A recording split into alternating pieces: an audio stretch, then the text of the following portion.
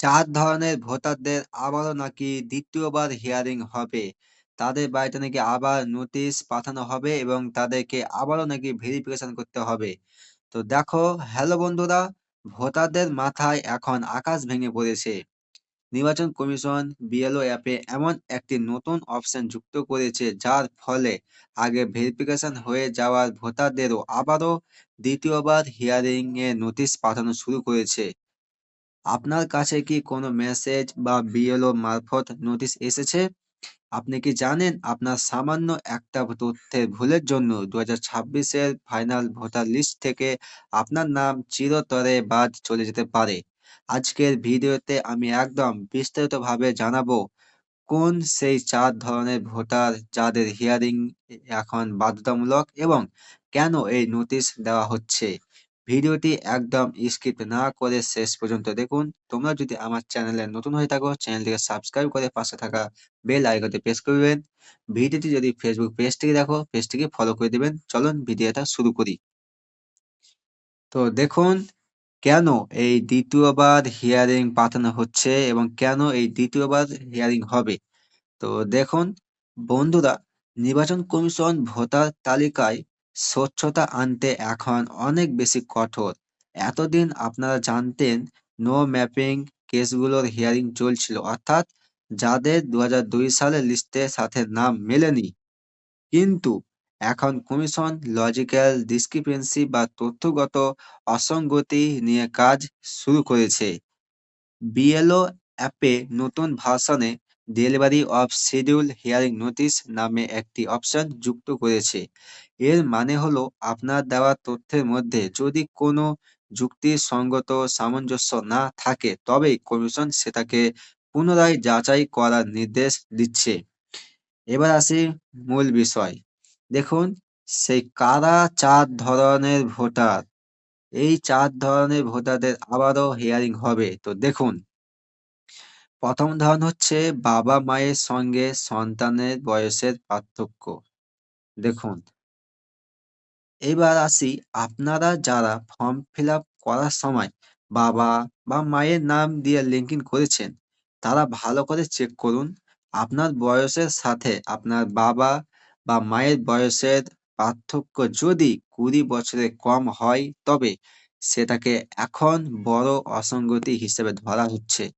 আগে এই নিয়মটি 15 বছরের ছিল, কিন্তু বর্তমানে এটি বাড়িয়ে 20 বছর করা হয়েছে। যাদের এই পার্থক্য 20 বছরের কম, তাদের দ্বিতীয়বার হিয়ারিং এ ডাকছে কমিশন।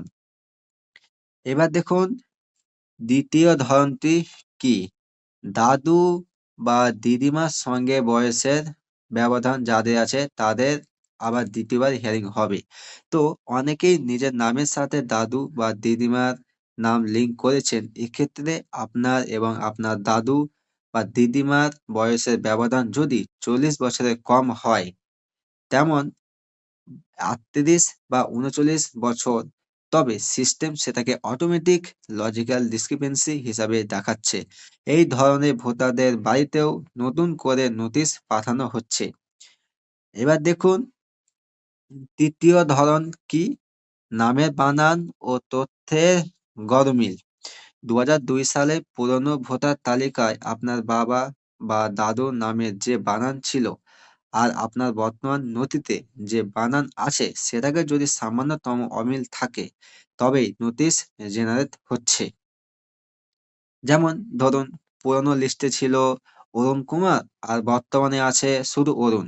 এমন সামান্য ভুলের জন্য আপনাকে উপযুক্ত নথি নিয়ে হিয়ারিং এ প্রমাণ করতে হবে যে তথ্যটি সঠিক।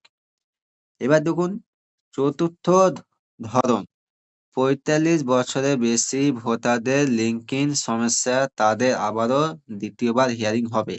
তো দেখুন, যাদের বয়স 45 বছরের বেশি তাদের ক্ষেত্রে কমিশন সব থেকে বেশি করা নিয়েছে। নিয়ম অনুযায়ী 2002 সালের তালিকায় আপনাদের নাম থাকা কথা ছিল, কিন্তু আপনি যদি নিজের নামের বদলে বাবা মায়ের নাম তুলে দিয়ে নতুন কাজ করতে চান তবে কমিশন জানতে চাইছে কেন আপনার নাম এতদিন তালিকায় ছিল না। সঠিক প্রমাণ না দিতে পারলে ভোটার লিস্ট থেকে নাম বাদ যাওয়ার প্রবল সম্ভাবনা হয়েছে। এবার দেখুন, যে যদি আপনি হিয়ারিং এ না যান তাহলে কি হবে? তাহলে কি আপনার কোনো বড় বিপদ হতে পারে? তো দেখুন, নির্বাচন কমিশন স্পষ্ট জানিয়ে দিয়েছে প্রায় ৯৪ লক্ষ ভোটারের ওপর এই হিয়ারিং এর নির্দেশ রয়েছে। বিএলওরা বাড়ি বাড়ি গিয়ে নোটিশ পৌঁছে দিচ্ছেন। যদি আপনি হিয়ারিং এ উপস্থিত না হন বা সঠিক নথি না দেখান, তবে কমিশন ধরে নেবে আপনার তথ্য ভুল এবং ২০২৬-এর ফাইনাল লিস্টে আপনার নাম থাকবে না। মনে রাখবেন, কোনো রকম চালাকি এবার কিন্তু কাজ করবে না। তাই আপনারা সঠিক সময়ের মধ্যে সঠিক ডকুমেন্টস নিয়ে হিয়ারিং এ হাজির হন। তো দেখুন, অবহেলা না করে নোটিশ পেলে নির্দিষ্ট দিনে এবং নির্দিষ্ট স্থানে অবশ্যই উপস্থিত হন। সাথে করে original birth certificate, school certificate এবং ২০০২ সালের সেই ভোটার লিস্টের কপিটি নিয়ে যাবেন, যার সাথে আপনি লিংক ইন করেছেন। ভিডিওটি ইনফরমেটিভ মনে হলে আপনার পরিচিতদের সাথে শেয়ার করুন এবং চ্যানেলে নতুন হলে সাবস্ক্রাইব করে আমাদের সাথে জুড়ে থাকুন।